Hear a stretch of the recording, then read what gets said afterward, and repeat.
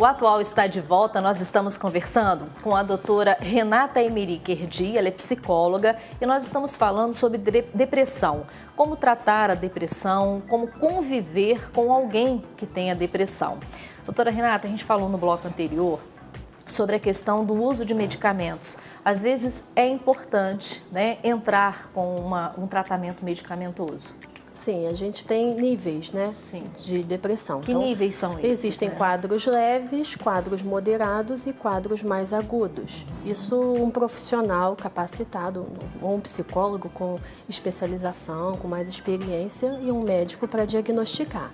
Né? Mas em quadros mais leves, onde você consegue ter a prática de exercícios, uma psicoterapia, uma alimentação legal, e o incentivo e a participação da família, você consegue uma superação desse quadro. Agora, quadros mais agudos, onde você tem uma prostração maior, onde o comprometimento desses sintomas de tristeza, apatia, irritabilidade, alteração de sono, de apetite, né?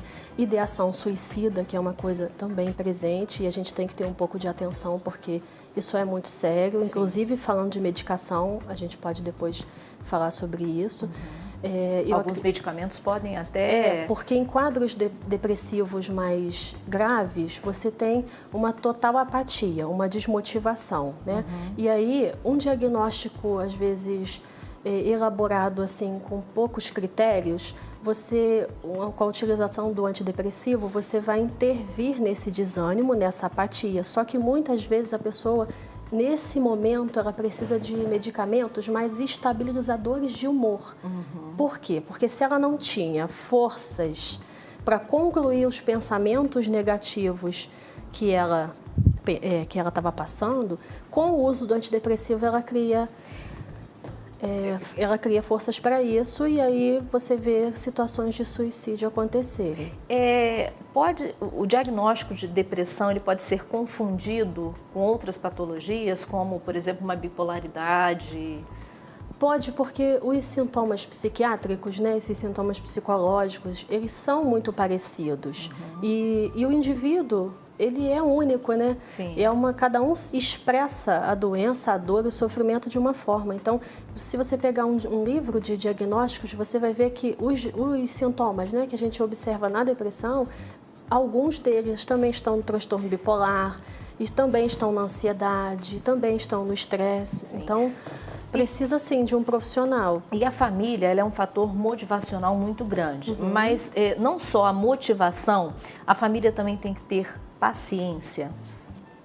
Eu acho que cheguei a falar sobre uma postura empática, né? O que é isso? É você se colocar um pouco no lugar do outro, você dedicar um pouco do seu tempo e da sua atenção para aquela pessoa que está ali e entender que, às vezes, quem está sofrendo não sabe se comunicar, ele não sabe dizer direito o que ele está sentindo. Né? E a gente tem dois extremos, a gente tem a depressão daquele melancólico que demanda demais atenção, e a gente tem o outro que nega o quadro e vai ter comportamentos completamente extremos de irritabilidade, de sair brigando com todo mundo, de insatisfação com todos, né? Sim.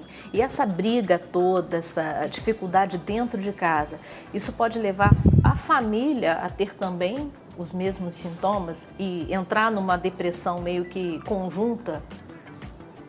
A gente tem que pensar nisso com delicadeza, crianças, sim, né? Porque o que acontece?